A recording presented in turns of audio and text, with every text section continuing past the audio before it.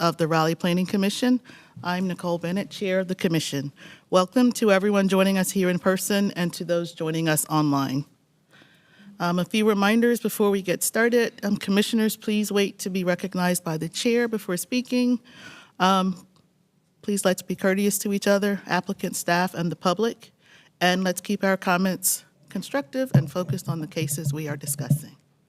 I'd also like to note that we have a hard stop at 11 this morning to accommodate another meeting that will take place in this room. With that, we'll begin our meeting. We start each meeting with an opportunity for the public to address us about items not on the agenda. Is anyone here who wishes to comment on an item not on today's agenda? Seeing none, we will move into our agenda, beginning with our consent agenda. We have one item on consent agenda, and that's approval of our October 14th meeting minutes. Does anyone have any edits for the meeting minutes? I have a couple of things to note. Where we note commissioners who are present, can we also note who's absent, please, on the minutes? And on the bottom of page 2, where it says without objection, Z2625 will be held to Wednesday, November 12th, 2025, to allow applicant to revise the applicant. I think it meant application. And that's all I had. Any other notes for the minutes?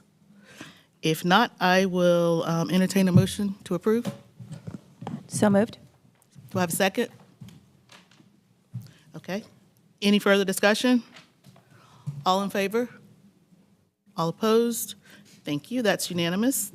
Next, we have 2 committee reports. The first is coming from Committee of the Whole. I'll turn it over to Commissioner Fox, who chairs that committee. Excellent. Thank you, Chair Bennett. The Committee of the Whole met on October 23rd and heard case Z20-2025, which is a minor revision to an existing PD. The PD consists of a number of parcels between Briar Creek Commons Shopping Center and the established office park on Arco Corporation Drive. Originally approved in 2008, the PD zoning has undergone several amendments. This current amendment results in increased entitlement for residential and hotel use. The committee voted unanimously to support it. If there are no questions from the committee at this time, I'm ready to recommend a motion. Are there any questions from commissioners about this item? Okay. I move to recommend adoption of the proposed consistency statement dated October 28th, 2025, contained in the agenda materials, and to recommend approval of the zoning amendment. Do I have a second? Commissioner Cochran has seconded. Any further discussion? Okay, all in favor? All opposed? That's unanimous. Thank you. The second committee report is coming from our Text Change Committee. I will turn it over to Commissioner Otwell, who chairs that committee. Well, thank you, Chair Bennett. On October 15th, the Text Change Committee met to discuss TC 324 Historic Preservation and the RHDC. It was a highly technical presentation, mostly around clarification and simplification of the existing rules, allow for flexibility in the design standards, expanded the minor work, the required, the COA minor work list to classify more types as appropriate, approvable administratively, and several other items. There was some discussion and questions, but there was not much substantial skepticism or disagreement. Were we looking for a motion at this time, or was this a placeholder to put us over till the next meeting? I thought this might have been a placeholder and we would actually hold the vote next meeting, but we could go ahead and move now. Okay. I didn't take that in my notes. So the Text Change Committee recommended approval unanimously, and happy to get into details, but you'll have to rely on somebody besides me for clarification because it was, as I said, highly technical. Does anyone have any questions or discussion for this item? Well, if not, you can make your motion. In that case, I move to recommend adoption of TC 324, the Historic Preservation and RHDC Text Change. Second? Second. Thank you. Any further discussion? All in favor? That's unanimous. Thank you. We have no old business, so we'll move right into new business. We have 3 new business items. Because we have a hard stop at 11, I want to be respectful of those who have come to speak on some of the items on our agenda. So could I see a show of hands, please, for those who wish to speak on rezoning Z3125, 516 Blunt Street? Thank you. And what about TCZ 3225 Jeffries Grove Road assemblage? Okay. If it's okay with staff and with the commissioners, I'd like to switch the order of the agenda and start with Z3125 Blunt Street, then do TCZ 3225 Jeffries Grove assemblage. Is that okay with everyone? Okay, thank you. Then we will begin with rezoning Z3125 516 Blunt Street, and we'll start with a presentation from staff.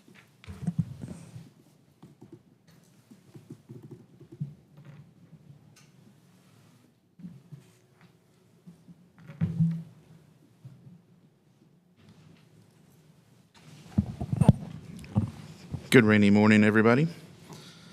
Hiram Marziano for rezoning Z3125. This is 516 North Blunt Street. The request is to rezone 0.37 acres from OX3 DE with Historic Overlay G to CX3 conditional use, but maintaining the Historic Overlay G.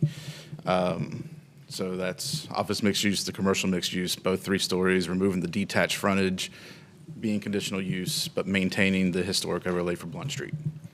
The RHDC at their meeting in September did recommend approval 8-3, and your deadline for action on this is December 27th. As you can see from the map, zoning in the area is predominantly a planned development and spotted areas of mixed use with some residential behind. The area is a mixture of residential and commercial office uses in the vicinity. Just a quick aerial here for you. And you can see that the medium scale, high scale residential surrounding this area, but some still office and institutional in the middle. Shot of the property. The conditions for discussion, I will go ahead and point out that staff still has a few concerns about these. I'll go into those a little bit after this. But the first one is to limit the uses to the existing office mixed use area with the inclusion of indoor and outdoor recreation that's under CX.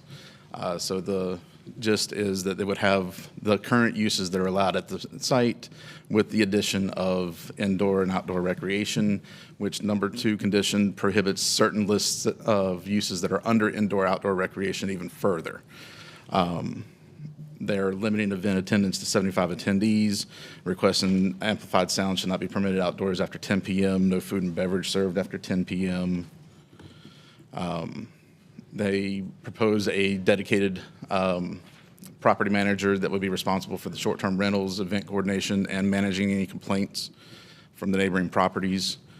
They are proposing regulations on the parking, landscaping requirements on the eastern border of the property, and requirements or regulations on people staying overnight per room.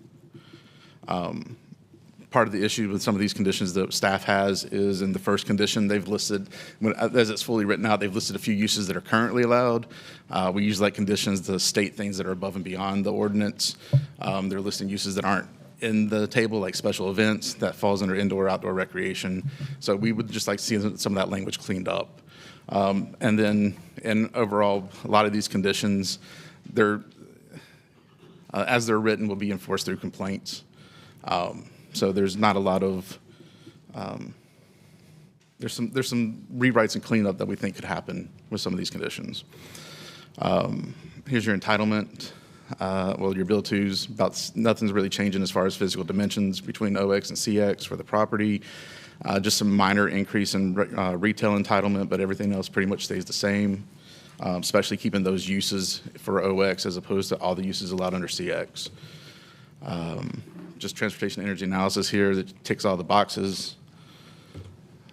It is very well routed on the bus service route. There's a stop to about 700 feet south of this property for the Route 1, Capitol Boulevard. Does not include any subsidized units, otherwise ticks our boxes on affordability analysis. Just a few demographics to point out here. The area is less likely to be racial minorities at 26% as compared to the city average of 46%. And the rate of cost of rent increases is about 44% from 2020 to 2023, about the citywide average being 26%. The Flume designation is Central Business District. CX would be consistent with that, being that it is our downtown core area. There is no frontage designation with the request for change. There is a current designation, which is detached. The downtown and frequent transit areas would actually look for an urban frontage. No frontage being applied, it would be inconsistent with our comp plan on this. Overall, however, we do feel that the request is consistent with the comprehensive plan, consistent with the future land use map, and as pointed out, inconsistent with the urban form map. A few of the policies we feel that are consistent, and as pointed out, the inconsistent policy being the frontage requirements. Outstanding issues, again, would be our understanding of the language for condition number 1 needing to be a little bit more consistent, more clear, and then our concern about the conditions 5, 6, 7, and 9, how they'd be initiated by complaint only. Again, these are a few meetings coming up that you can discuss further if you so choose. And Thank you. I'm happy to answer any questions. And I know we're pressed for time, so I went through that pretty fast. So if you need me to go back over anything, just let me know. That was great, thank you. If we have questions, we'll get it when we bring it back to the table. We'll move now to public comment. The applicant and those in support have a total of 10 minutes.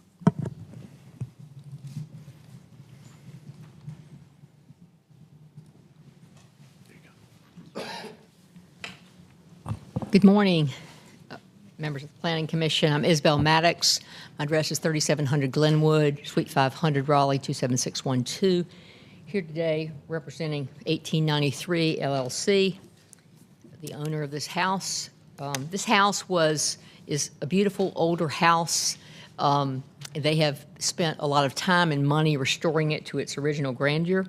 I won't go over the history in great detail, but it formerly, in a prior iteration, was a gathering space, a social hub, and they want to bring it back to that that place where it evokes hospitality.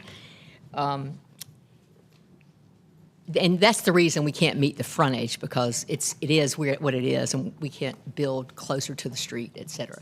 So there's the aerial, and basically we're restricting, we're requesting CX3, but the uses are everything currently allowed plus event use.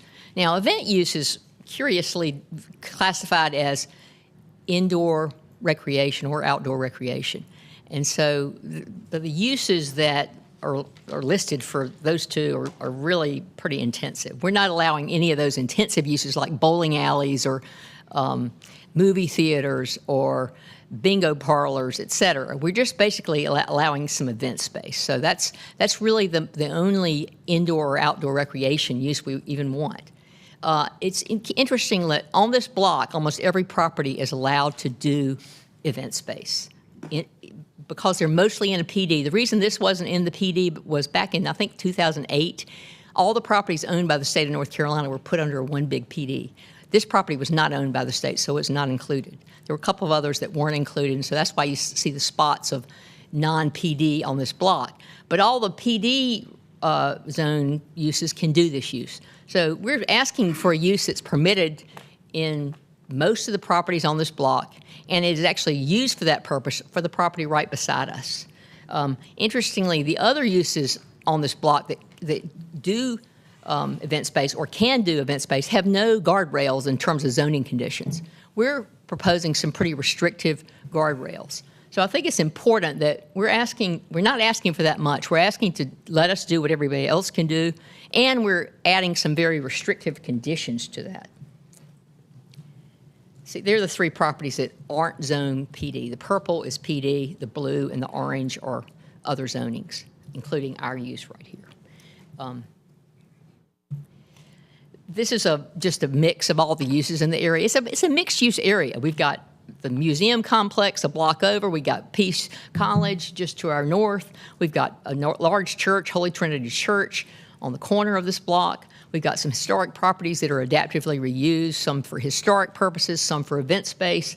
And we've got one single-family residence, as far as I can tell, on the whole block, which is the property right beside of us. And I know there's some concerns by that property owner, and we hope to mitigate those concerns with our conditions. We also have condominiums back to our rear, the Blunt Street condos. But you can see the mix of uses in this area. And this area is interestingly a frequent transit area. So it is served by transit, and it's a mixed-use area, and we're asking to contribute to that. We have this beautiful house, and I should say I didn't have any part in it. My clients restored it to a beautiful structure. They're not seeking to have a raging fraternity party every weekend.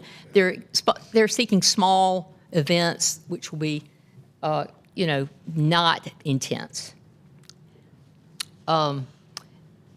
So going through the zoning conditions, we've talked about the uses we're requesting, basically OX plus indoor and outdoor recreation. And we thought it was better to describe the uses in this way rather than list every use in CX that's not permitted. That list will be like this long.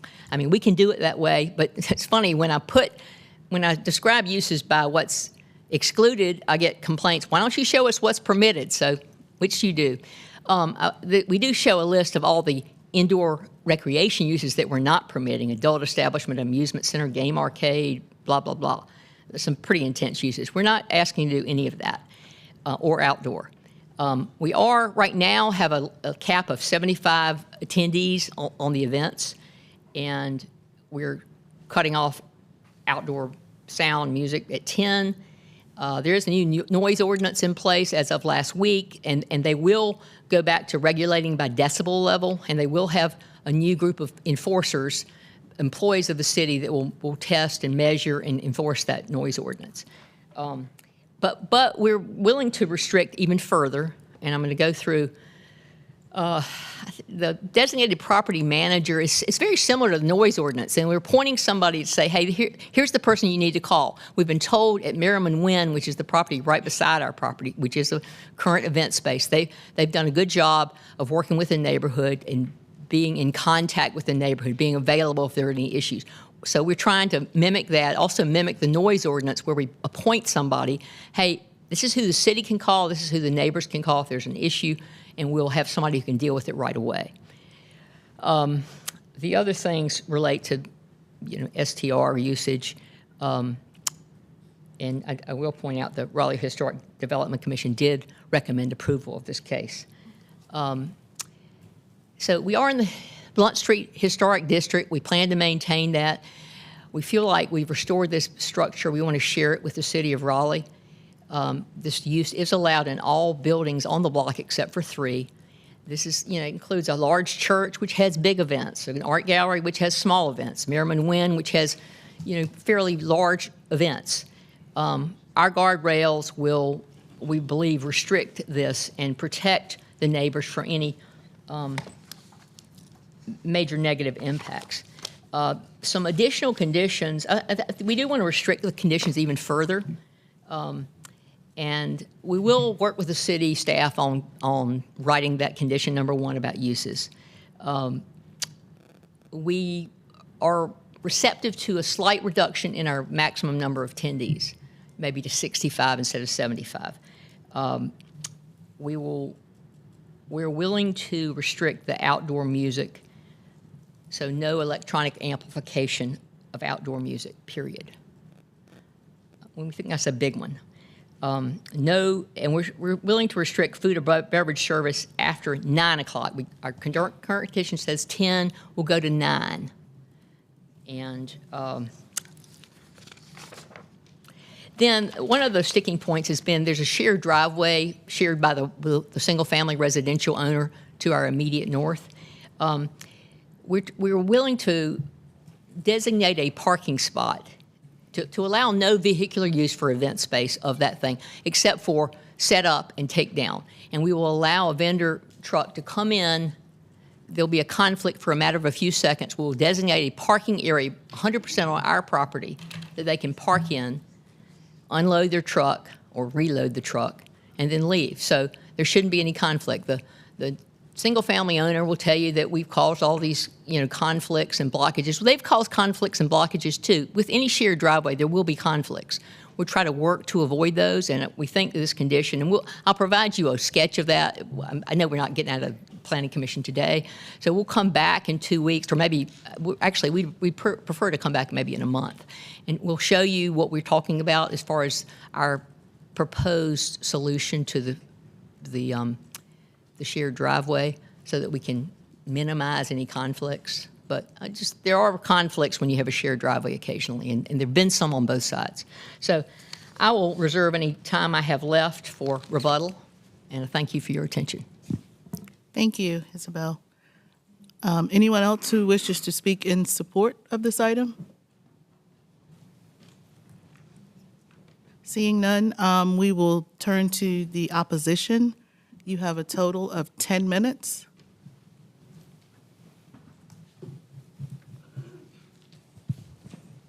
Which one was the presentation? Yeah. Please state your name. You don't have to give us your address. Scott Idle, and I'm president of the HOA for Blunt Street Commons. There you go. Okay, and where am I Just going? the buttons. Okay. Thank you. We're here, obviously, in opposition to this zoning case. I wanted to give you a little different picture of our neighborhood. Our block, as we see it, is bounded by Peace, Person, Polk, and Blunt. We have 74 residences, so we're a very dense community. The 3 uses that are not residential right now, as you said, with the art gallery, very low impact, and small office space, and then the Merriman Wynn House. And of note, as they pointed out, there is a single-family residence just north of the subject property. Wanted to zoom in because they continue to show the similarities to the Merriman Wynn House, and I want to look at the differences. So the lower left, you'll see Merriman Wynn. It is on the corner of our block. It is focused completely away from our residences. They have a building. It directs noise, and any bands will be inside. The doors only face out away from the residences. They have a dedicated vendor loading and parking area just off Polk Street. Also, you'll see the houses with the star on them. Those were built with additional noise insulation in them to hopefully minimize impact from Merriman wind. We don't have that opportunity at 1893. So the 1893 house, the lot extends back into the block all the way back to the private drive, and it's surrounded by 3-story residential properties. And again, we talked about the shared driveway. That is the only vehicular access back to the event space. Some shots, so you can see how far it extends back into the block. The lawn is the backyard of 1893. You can see the 3-story carriage houses on both sides, and to the far right, the townhouses directly behind it. Just also for scale, that wooden fence is 6 feet high, and their proposed plantings along John Haywood Way are supposed to be 4.5. As they pointed out, this is the view from Blunt. This is the shared driveway that they speak of. It is only 14 feet, so you can imagine the noise from trucks, vans, et cetera, delivering chairs, tables, tents, bands, et cetera, et cetera. Some aerial shots just to kind of show you that this event space is essentially the exterior event space is essentially a bowl surrounded by residential. So you can only imagine potential disruption to the existing neighborhood. Yeah, you can also see the shared driveway goes back to that certain point, and then it becomes private on both sides of the line. From the opposite side, looking down from townhouses, again, just trying to show how it is so enclosed. And the shot to the right is actually directly out of our bedroom, 3rd-story bedroom window. It also, you can see the vantage point of the condo just to the left. Again, 6-foot fence, looking straight down into the yard. There's almost no way to screen anything. So, 1893 house, they're surrounded by existing multi-story residential. There's nothing to buffer sound. Event lighting will bleed into the surrounding residences, and vendor access is limited to that single shared driveway. Again, we talk about Merriman wind, they talk about Merriman wind. Merriman wind's on a corner. It's a corner of Blunt and Polk. Everything is oriented away from our residential community. They've got the event building, which they built because of noise issues. And it houses that. And then they've got the dedicated vendor and parking just off Polk, which is a very busy spot. And then earlier this year, our step lights were approved for the back of the house. These are the photographs that we've taken for those step lights. You can see right now the glare off the side of the adjoining condos. They talk about intimate events, et cetera. This doesn't say intimate events to me. It kind of screams party. And you can only imagine that event lighting will only compound the existing light pollution into our neighborhood. So for the reasons we just pointed out, we don't think this is the right use for that property. We think allowing events at 516 North Blunt will be detrimental to our property values and to our quality of life. We've already got one large event space on our block, and we most certainly do not need another one. We urge you to deny this request. Thank you.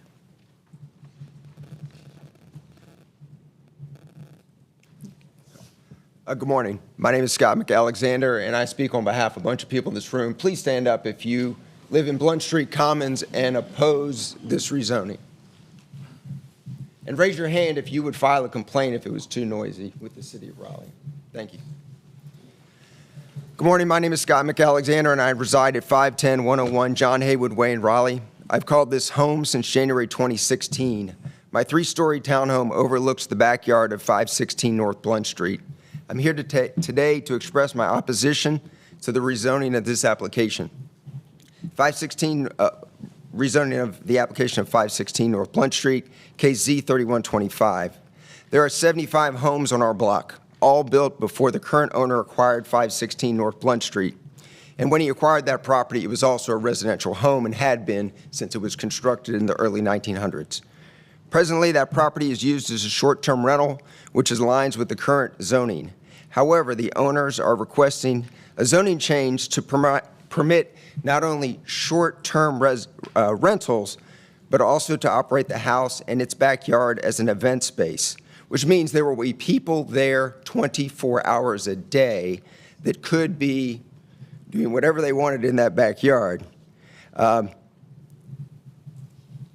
They will be asking to host up to 75 people in that backyard with amplified music allowed outside in the backyard until 10 p.m. every night of the week. This house is centrally located, as we've shown, on our block, with its backyard, the proposed event space, directly adjoining John Haywood Way, a private street. The backyard of 516 North Blunt Street is surrounded on 3 sides by residential homes, including mine, and several others that face the outdoor area in question. The existing 3-story brick building across John Haywood Way from the backyard of 516 North Blunt Street amplifies any noise produced on the street, creating an echo effect that intensifies the sound.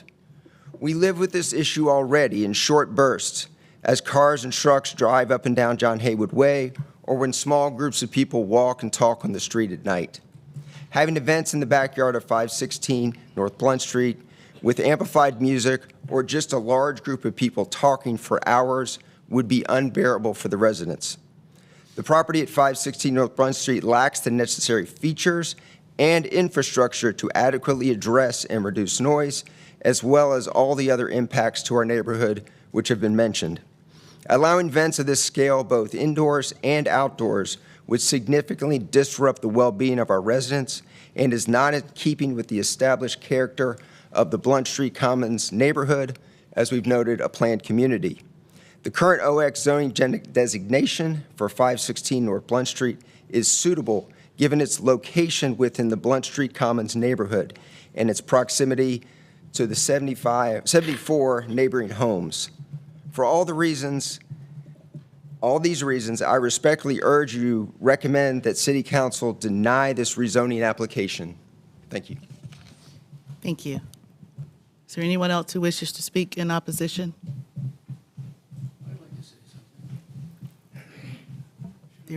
Yes, you can come to the microphone and just give us your name. You have a minute, 11 seconds. All right. My name's Tom Edwards. I'll make it quick. I've lived there for 10 years with Scott and a lot of these people. The one thing Scott didn't say is right across the street from us is the Burning Coal Theater. And the Merriman Wynn is right next to them. Almost every single weekend, they both have big events. So if you put another place in there, it's just going to be kind of over the top. So that's all I have to say. Thank you. Anyone else? Have 42 seconds.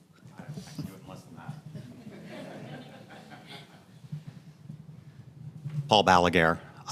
So the point I wanted to make was that there was a point made about unloading in the shared driveway taking a few seconds. I'm not sure if they're planning Big Lebowski, slow to 15 miles an hour, but you don't unload tables and chairs and cooking equipment for an event, have a band unload in a few seconds. It's going to be a serious disruption to the neighbors. Thank you. 25 seconds left. Anyone want them? Why not? My name's Maggie McDonald. I live at 520 North Front Street, so I'm the single-family home that's 14 feet away from this property. I have 2 children that are 7 and 9. Their bedrooms are 14 feet away from this property. Both of them are located on that end of the house. They're little kids. They go to bed at 8 to 8:30 p.m. Having amplified music, even if they change it to just indoors, it's going to be extremely detrimental to us. Thank you. I'm sorry, that's time. Thank you all for your comments. we'll bring it back to the table now. Commissioners, questions for staff? Well, I'm sorry. Isabel, did you want to use your minute Yes. and 20 seconds I think you had left? I had, yeah, a minute 14 maybe, I think. I just wanted to point out a couple things. We're not surrounded by residential. The Merriman Win is on our immediate side. We have agreed, and I know they haven't seen this, to move all our sound inside. We have some very strong insulation, and we'll test that. It's very soundproof, and hopefully we can have our expert come and testify to that at the next meeting. On lighting, that's one thing I missed. We do recognize the lighting might be too bright. It was approved by RHDC and the city, but when we saw it, it did look too bright. We're going to scale that back. We don't have I can't tell you the measurements of lighting. I can't do that. And we're going to get somebody and consult with them and reduce the brightness of that lighting. And then for unloading, we're not talking about unloading in the shared driveway. We're talking about driving in. That'll be the few seconds. We're driving in like any use of a common driveway. And then we'll come on and park on our site completely, do any unloading, reloading on our site. So this unloading and reloading should not be within the shared driveway. Thank you. Thank you. Okay, now we'll bring it back to the table. Questions for the applicant or staff? Mr. Fox, I see you grabbing your mic. Yeah, and apologies, I'm not going to be super coherent on this one.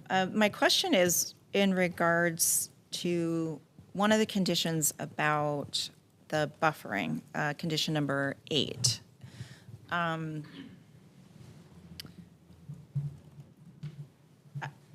I found that atypical in its manifestation. I'm just wondering if there are transitional buffers that could be selected that already have criteria established in terms of distances and plantings that one could select from.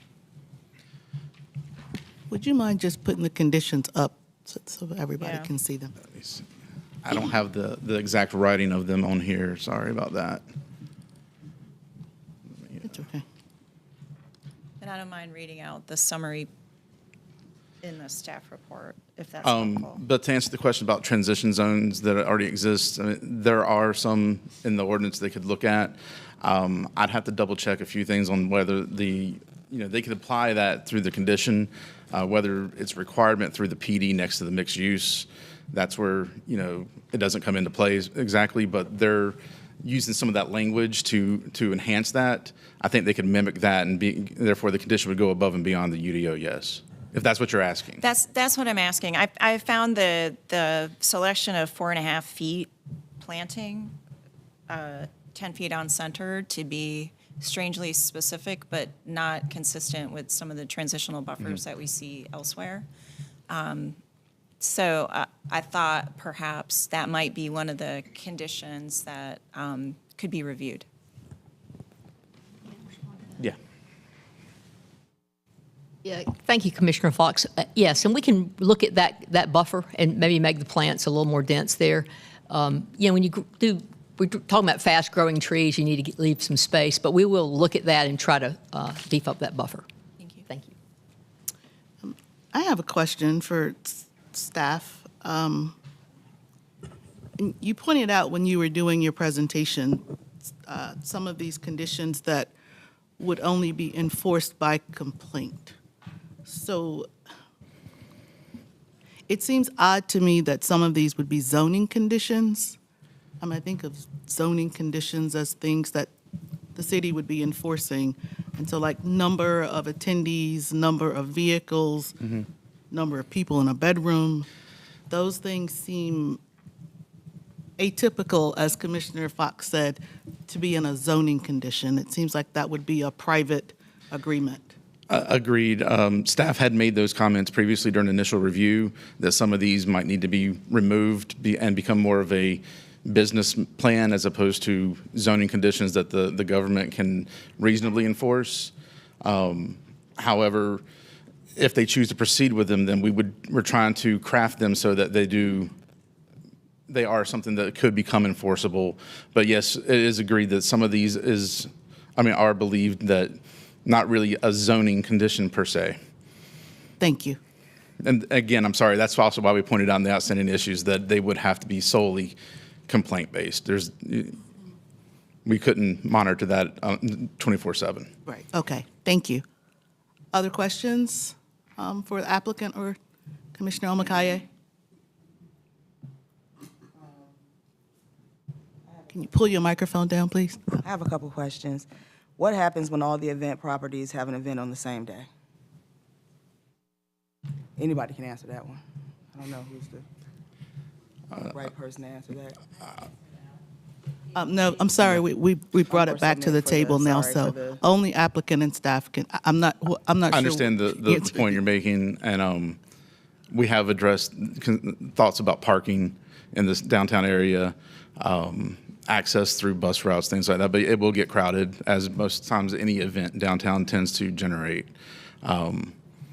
It's just maybe a little more, because I've gone to events at the Marion Wynn, which is a beautiful property, but it's hard. Commissioner Omakaye, can you talk into your microphone? Sorry about that. I said which may be hard to be, because I've gone to events at the Marion Wynn multiple times, which is a beautiful property, but parking is hard for that. So with this being a residential area, my concern being increasing more event spaces that then take away from the residents' ability to park. So that's my question on that. I don't know if you can answer that question. You basically said you can, but that's fine. Are we keeping the integrity of the look of the outside of the location? Anything that they would have to do with the building would have to go through Historic Board for COA for approval for any modifications and changes. So it should be maintained, yes. Okay, so this is also going to kind of double as a short-term rental where 4 cars have access to park. But how do we? Well, currently it is a short-term rental. Okay, right. So, but it only has 4-car access.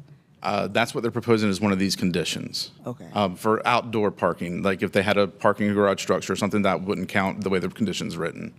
So it'd be anything that's not undercover would be limited to 4 spaces, is how that condition's written, I believe. Is there going to be fencing built around the back property that's going to block the lighting or help block any noise or interference from, because they're right on their neighbors? Especially with the lighting that we were showed in the slide presentation. Not as far as this rezoning is concerned. I can't really answer that. That's not part of that landscaping condition that I've saw. But if you can make a comment. Yeah, in an earlier iteration, I think we did have we can't put a fence along the common property line with the single family because we have the shared driveway, but we can put it sort of towards the very back of that and then wrap around along the back of the lot if that's desired. I think we were willing to do that. Query whether the neighbors would rather see plants or a fence, because if we do the fence, that's what they're going to see is their fence primarily. But I think that'd be something that we would consider. Right. Is there any material in the barriers that you're planning on putting around the property that might help with noise and light? Well, it's debatable how much plantings and a fence, mitigate noise.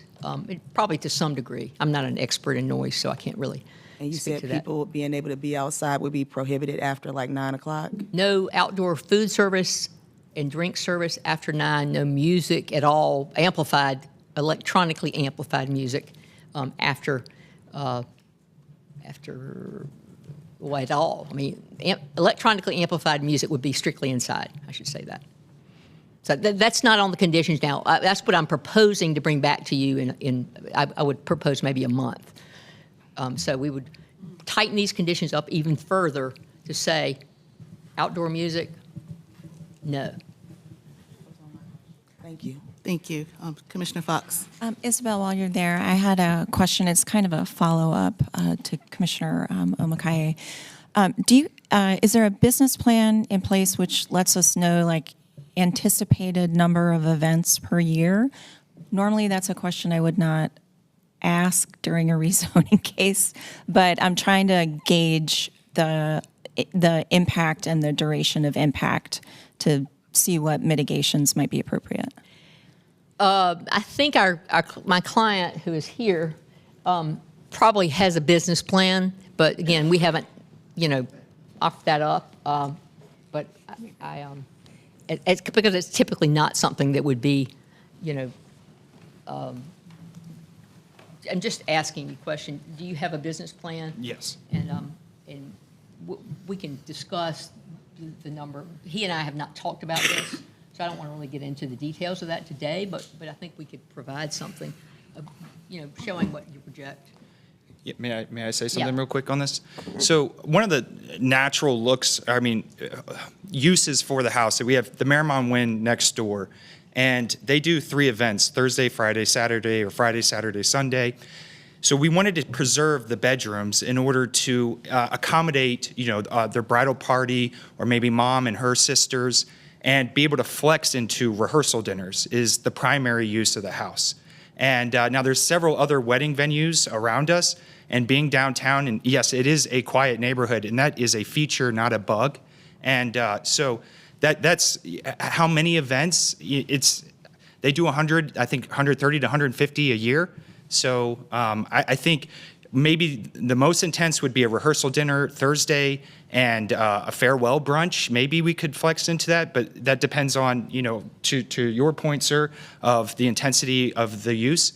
Micro weddings is a big thing. We don't want to go. So being able to, a second marriage, someone that they just want their loved ones to be there, and maybe they're saying their vows on the stairs with the tiled wall behind them, or in front of the mantle on the fireplace. So hopefully that helps a little bit. Thank you. Other, Commissioner Omakaye. I'm inquisitive. And maybe this might be a question to be asked later, to be answered later, but I'm wondering if there's going to be intentional coordination with the other event spaces so that we maybe don't have all of the spaces having an event on the same day at the same night. We would hope that would be the case. Not a single referral has come from the Marymount Wynn, and so we're very concerned about the viability of the house and the stewardship of the house. It needs to stand on its own. And but yes, the neighborhood needs to be in harmony, and that is our hope. I have a question. When I was reading the memo about RHDC's deliberation, it noted that currently there have been a number of COA requests by this property. Apparently that's how you've been allowed to hold events, by getting these certificates of appropriateness. And I'm wondering, when you've gotten them, I'm assuming RHDC has approved them, has there been the disruption and the impacts that we're hearing about now? What has that experience been? Well, it's been a major undertaking. 100-plus-year-old property that we took down to the bones on the inside. And this property wasn't just built by anybody.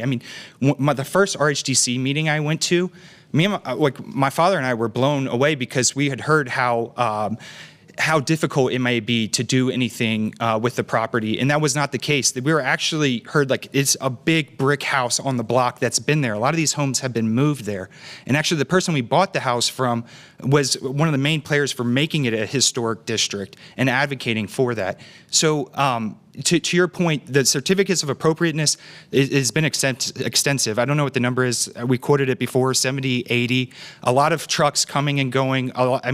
The neighbors were great. When the word event wasn't used, I never heard anything.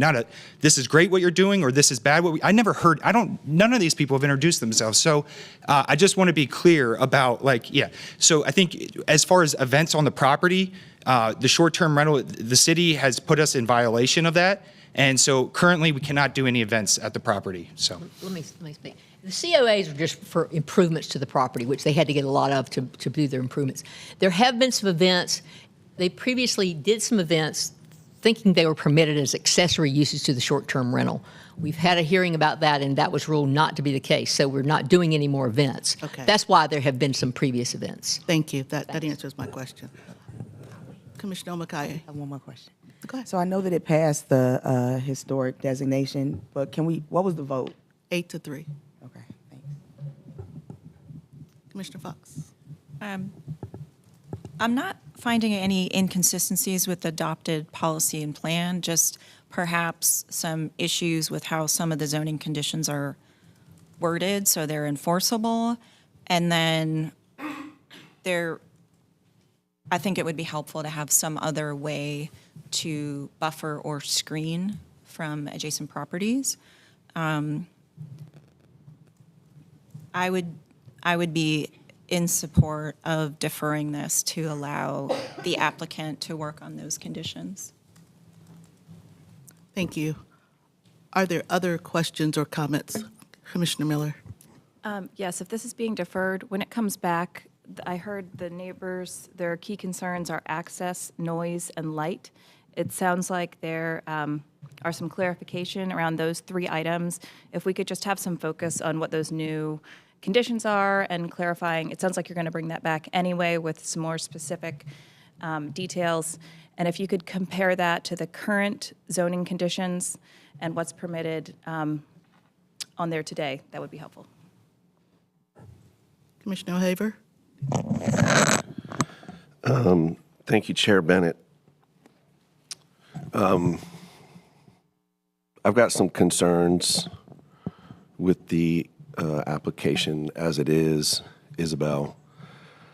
Y'all hear me talk a lot about folks who buy single-family residences. Yes, it's urban. Everybody that moves downtown understands they're moving into an urban environment. But in my opinion, there needs to be some protection when a use is not allowed adjacent and you want to come in and rezone it. I live 3 blocks from here. I walk by your house every morning with my dog. Beautiful job. It is dense. I have a shared driveway. It's an issue consistently, so I think there needs to be some thought put around that. If I remember, so I've been in the neighborhood for 25 years in Oakwood.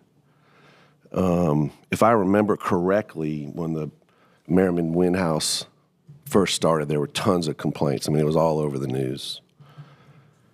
And I believe there was a noise ordinance that was put into place at the time that they had to meet. And Isabel, you've mentioned that these other properties don't have noise conditions, but I believe, if I'm correct, that's because there was a noise ordinance in place and it's either no longer there or enforced. But I did hear somebody say, I don't know if it came from staff or maybe it was Isabel, that said there's a new noise ordinance. So I would be very curious about what those requirements were for the Merriman Wynn House versus what the requirements are in the new noise ordinance. And I think that should be thought about and addressed. I'll be curious to hear about the insulation and some of the other things you want to bring back. Isabel, I think in good faith, thank y'all for thinking through that. It's a real concern. The neighborhood is super dense. You know, the idea about cars and people walking down the street, again, I live downtown. That's what you get when you move downtown. But 3 days out of a weekend having people gathering, even if you're playing a guitar, my next door neighbors barbecue and party every Thursday night. It's what you get, but consistently and sort of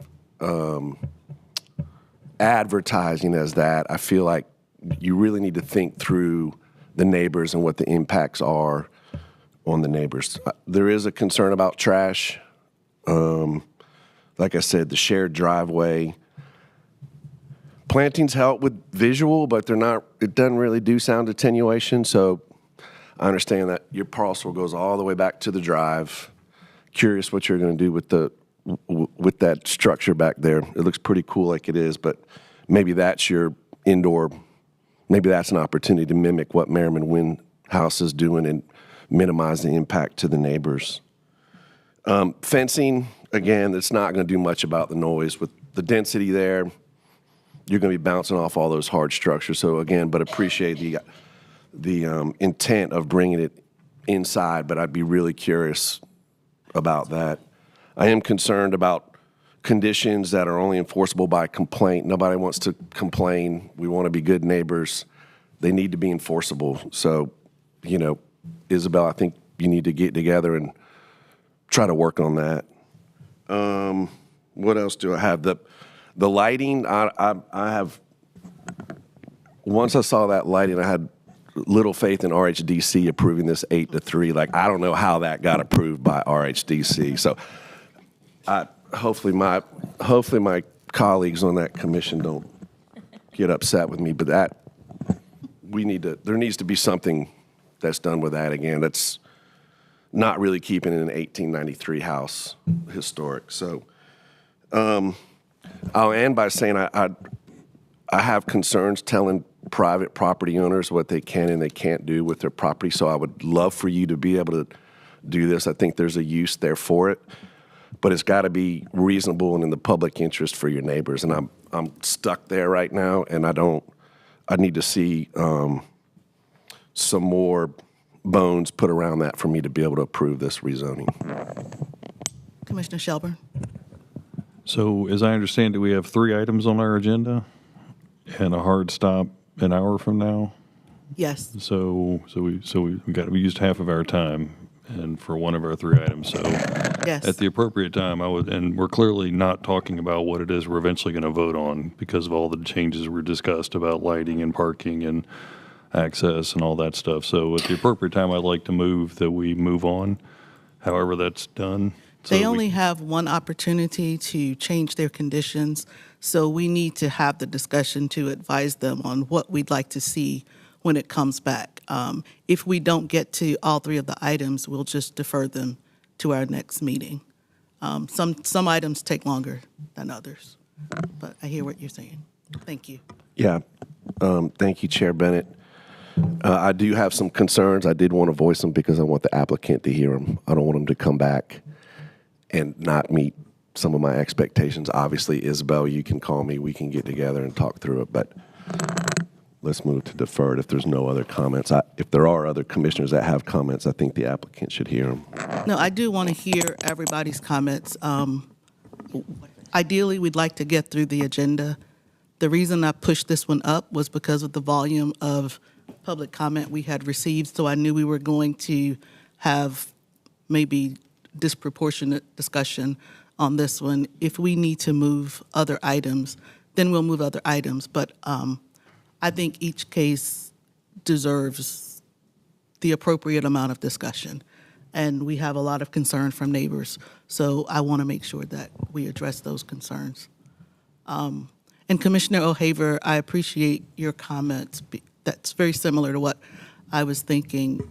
Like Commissioner Fox said, I'm not seeing inconsistencies, but when we look at the reasonableness and the impact to the public, I do have some concerns there. So I think we have talked about access, lighting, noise, buffering, looking at what the Merriman Wynn House is doing, addressing the conditions that maybe aren't appropriate for zoning, and fixing the wording in number 1. Are there other things we'd like to see the applicant address before this comes back, because they won't be able to change the conditions again before us? Commissioner Burnett. Thank you, Chair Bennett. This one, I guess, would be for staff and the applicant.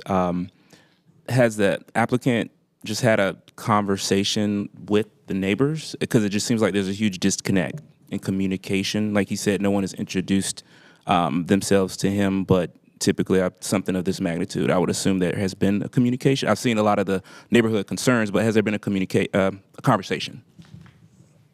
Yes, we've had 2 neighborhood meetings. We couldn't really come to consensus because they were sort of like, no way, for the most part. So we'd be happy to have another meeting with the neighbors to try to, sit down and work hard on some conditions if there's a willingness there. Thank you, Isabel. Anything else? If not, Commissioner Omakaye. I'm sorry. I just want to I'm sorry, it makes me laugh. I just want to piggyback on what Kevin said. Since it is only one more bite at the apple, if you all, residents, and you all could try to come together to discuss this, it's a major issue. Even if it passes or otherwise, it's going to be an impact for you if it doesn't. It's going to be an impact for them if it does. And there has to be a way to find if there possibly is a way to find mutual ground. There may or may not be, but taking the time to attempt to do that before you all come back, and that being something that could be spoken to, because we are a board of residents, and our opinions here are because of our lived experience as residents, so that has to be taken into consideration too, in my opinion. And now I'm done, I promise.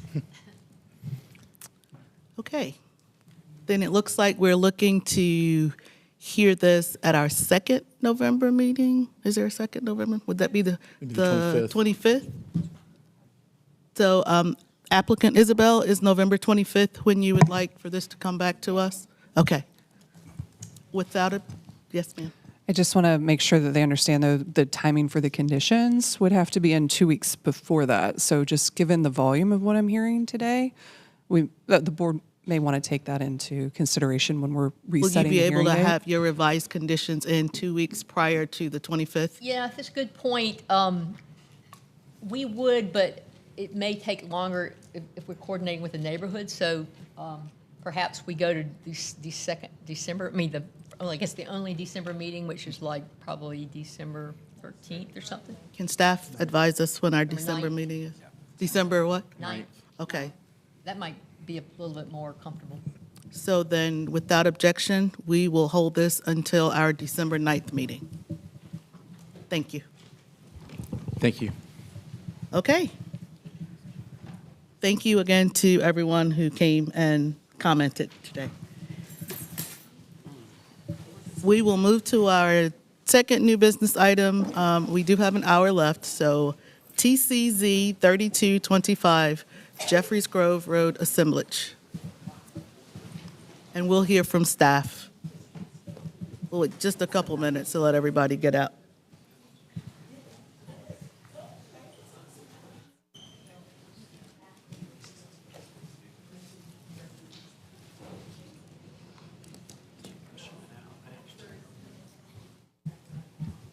Okay, we're ready. Thank you. Good morning, Commissioners. My name is Arthur Cashel IV. I'm here to present rezoning case TCZ 3225 for the 1.62 acre site located along Jeffries Grove School Road, which is just west of Creedmoor Road. The site is comprised of 19 parcels. The applicant is requesting to amend the zoning conditions. The zoning will remain R-10-CU.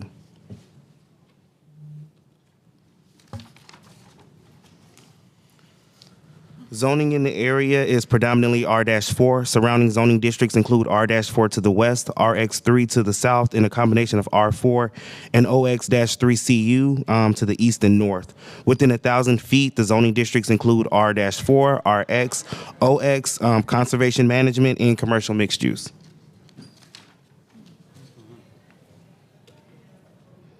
This map presents a zoomed-out aerial view of the proposed rezoning site, outlined in yellow at the intersection of Jeffries Grove School Road and Creedmoor Road.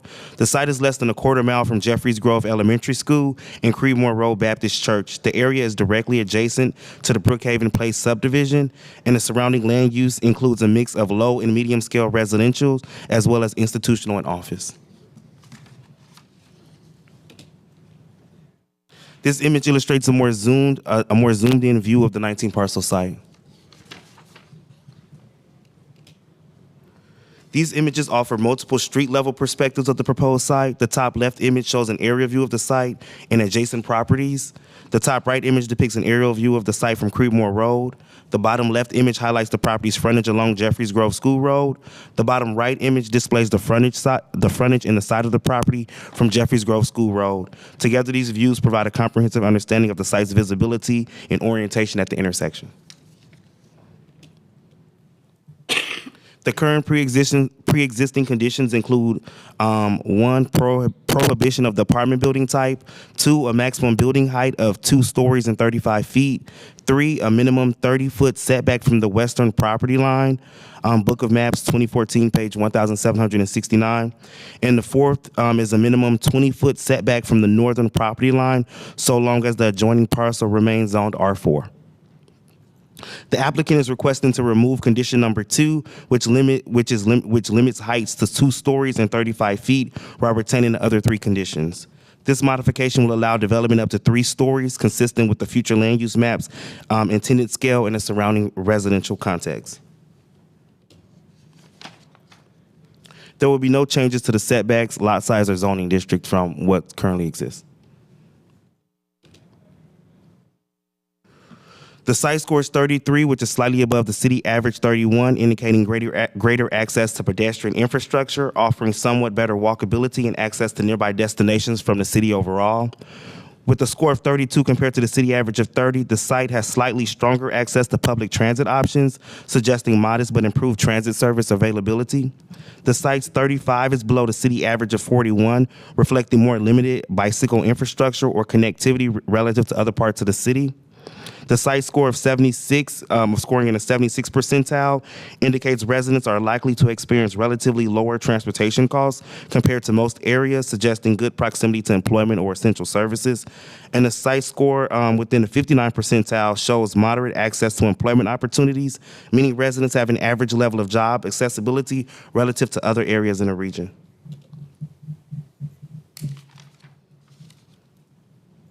The site is served by Go Raleigh Route 36L Creedmoor with a southbound bus stop within 250 feet of the site. Go Raleigh Route 36L Creedmoor runs every 30 minutes from 5 a.m. to 10:30 p.m., connecting Crabtree Valley Mall to the Town North Shopping Center. The rezoning maintains the same R10 base district. It does not alter permitted residential density. The modification primarily removes a height restriction, allowing more flexibility in building design without directly changing the overall housing capacity. The rezoning request does not include any commitments to subsidized or income-restricted housing. The R10 district allows a mix of residential building types, including townhouses, in addition to detached houses. This variety promotes more diverse housing options within the neighborhood. The R10 district allows lot sizes smaller than the citywide detached housing average, supporting compact development patterns and potentially lowering per unit land costs. The site is within walking distance of transit.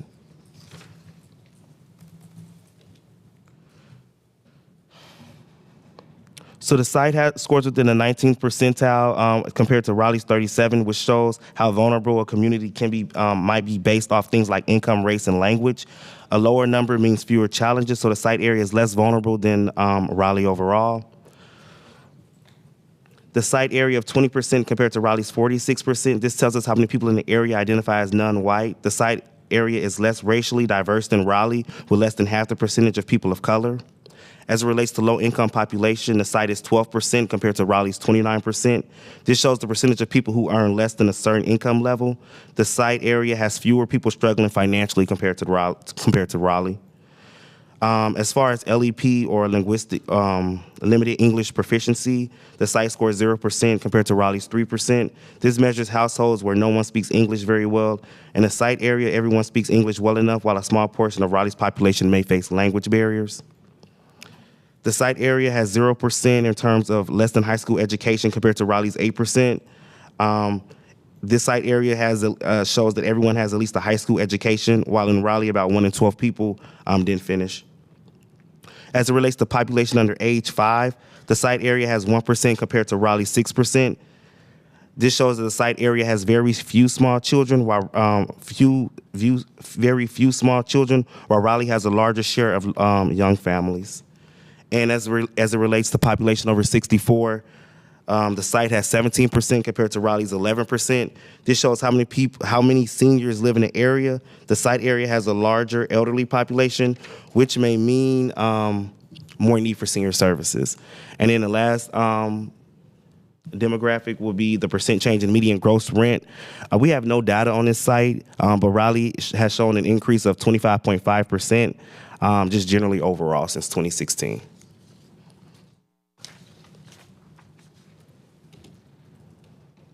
The requested R10 CU is consistent with the future land use map.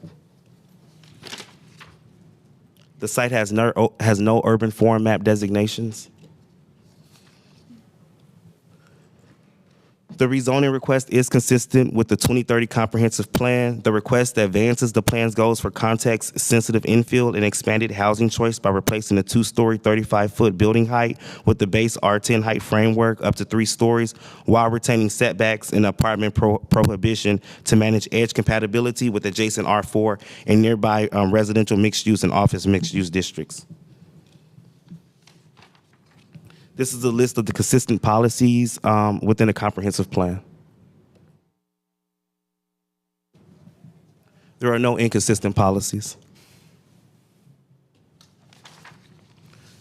There are no outstanding issues associated with this rezoning request, and if additional discussion is needed beyond today, the next available opportunity will be at the November 11th meeting. The deadline for the Planning Commission to act in this case is December 27th.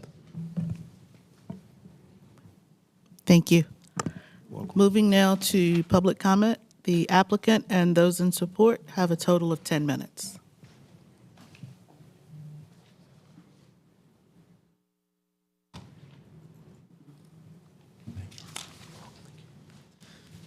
Good morning, everybody. My name is Nicholas Sykes, Steve Simpson's architect here on this project. We would like to revise the zoning conditions to remove the two-story 35 feet to allow us the base R10 with 45 feet. This is coming from 2023 SPR review where we had written comments for approval of our building design, and then coming to the building permit phase, we were denied, having us to go through this rezoning. We are hoping that the limited text change is favorable and keeping the site setback allowances or restrictions allows the neighboring sites to not be impacted. Thank you. Thank you. Is there anyone else here who wishes to speak in support of this item? Seeing none. Is there anyone here who wishes to speak in opposition to this item? You have 10 minutes. Seeing none, we'll bring it back to the table. Commissioner Fox, I see you grabbing your microphone. Just for fun. No, I'm just kidding. No, I was going to say this is a modest request for an increase in height. It does not increase density. I don't see any impacts that we need to mitigate for, and at the appropriate time, I'm ready to support it. Thank you. Other questions from commissioners, comments? Seeing none. Commissioner Fox, how about it? Sure.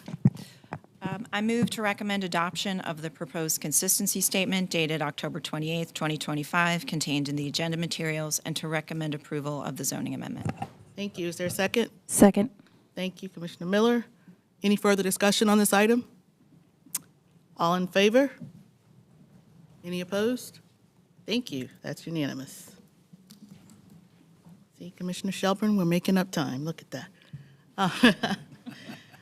We will move to our final new business item, and that is TC 125 Omnibus 2023-2024 readoption.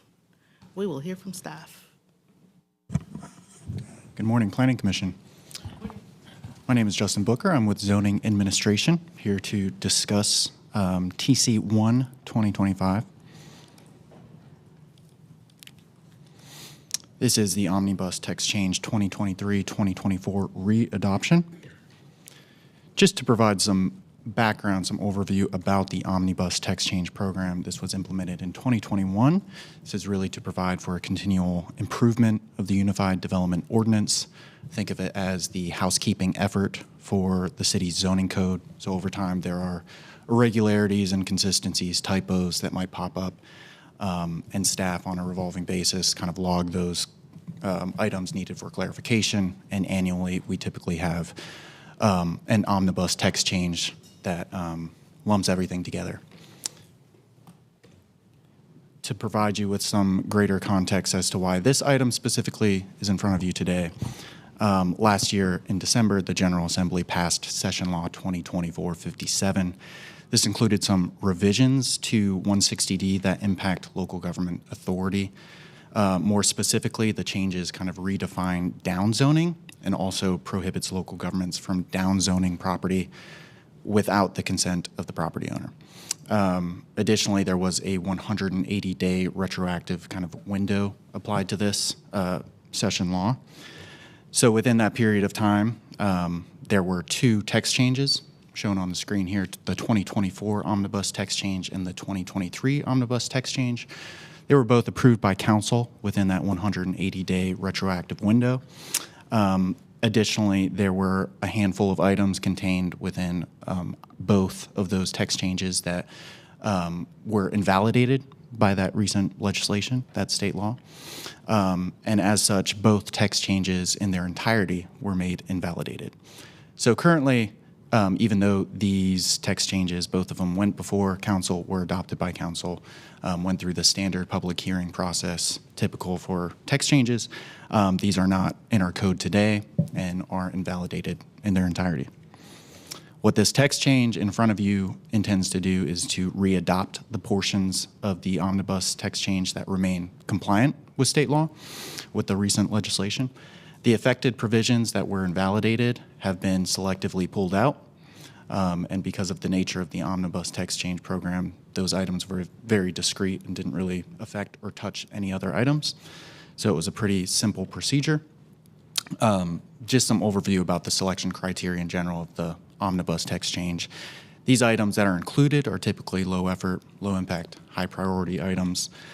They can include things like clarification, so better defining terms, how the code applies, refining imprecise language. They can include regulatory changes. These are typically low impact to existing policy. Also legal changes, so changes made to comport with state or federal law, using parallel language to avoid confusion, as well as process-related changes, so refinements or corrections in our process. Just a summary from the 2023 omnibus. Again, this was approved last year. In front of you today, there are 28 total items from this omnibus that remain intact, and we're proposing just bringing them back to you in their original state. 2 items from the original text change were deemed to be invalidated by the state legislation, so those have been removed. And then from the 2024 omnibus, 51 items in total are in front of you today. Only 1 item from the original text change was invalidated. So again, I'm happy to take any questions. Thank you. So Matt, I'm assuming this works like a case where we open, okay, so let's see, it's the applicant here. Is there anyone here who wishes to speak in support of this item? Anyone here who wishes to speak in opposition to this item?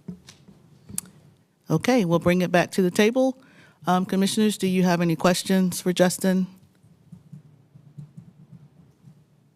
Commissioner Otwell? Thank you, Chair Bennett. And this is probably something I should have caught the first time around. I was looking at TCS 23, the original 23 omnibus, and I noticed that the change for the FEMA terminology quit referring to floodways and floodplains and flood zones and reverted just to using the term SFHA, or the Special Flood Hazard Areas. The term floodway is a FEMA regulatory term, and so changing the text to read, I think it had to do with Build 2 permissions within the floodway. When you change the terminology from floodway to SFHA, it can greatly impact the effect of that policy. And I was wondering if that was intentional or if there was consideration for restricting that effect, as now it's much broader than it was when it referred to a floodway. I'm unsure, so we're bringing back the language just in its original state as it was brought last year. I should have caught it before, I'm sorry. Yeah, so I know we have stormwater staff who might be able to speak to that particular detail, but currently there has been no discussion about revising it. So. Okay, thank you. Sally. She's coming. Oh, thanks. Are we getting stormwater staff? Okay. Are there other questions while we wait for stormwater staff to address Commissioner Otwell's? Commissioner O'Haver, did you have a question? Okay. It was item 13 under TC 23. Oh, here comes Sally now. You'll probably have to restate that, though. Sure. I bet y'all didn't know we have a bullpen where folks sit with a table where they can actually do work until called upon. It was TC 523, item 13, I think.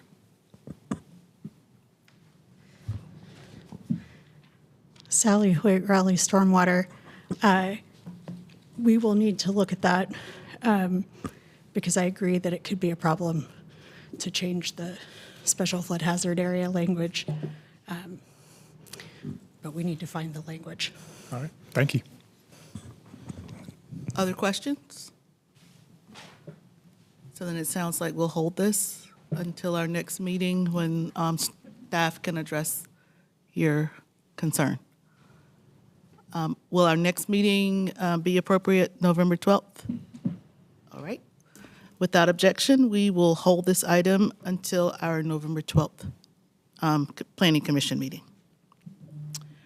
And that concludes all of our new business items. We now move to, excuse me, get my script here. Other business, report of the chair.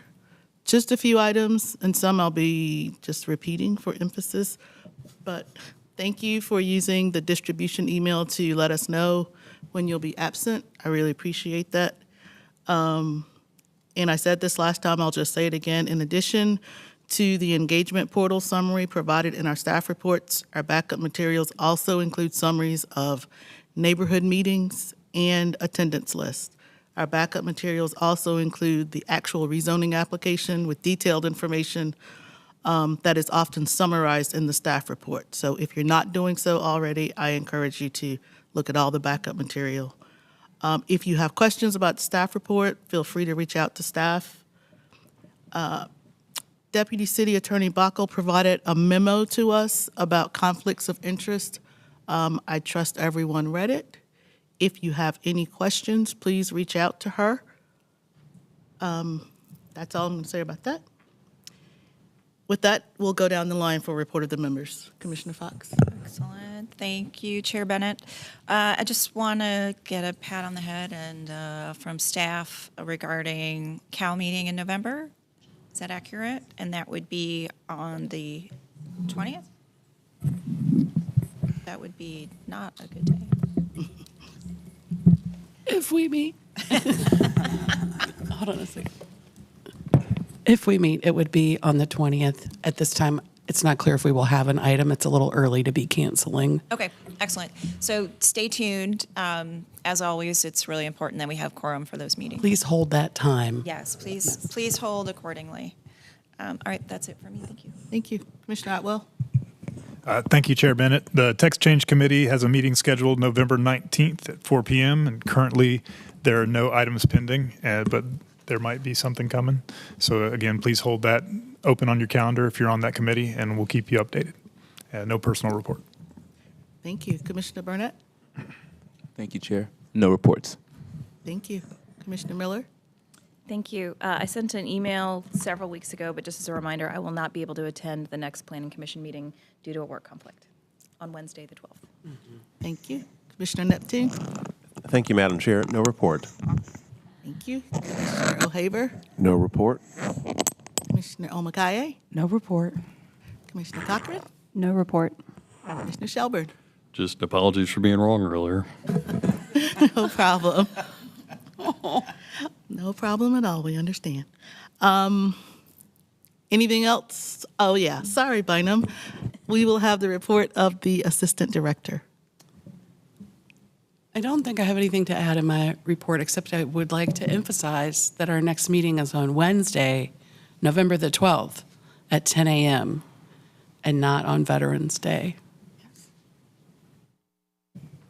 So does anyone know right now that they can't be at that meeting other than Commissioner Miller, who's already let us know? Okay, just if something comes up, please email the distribution list. November 12th at 10 a.m. Anything else for the good of the order? We're adjourned.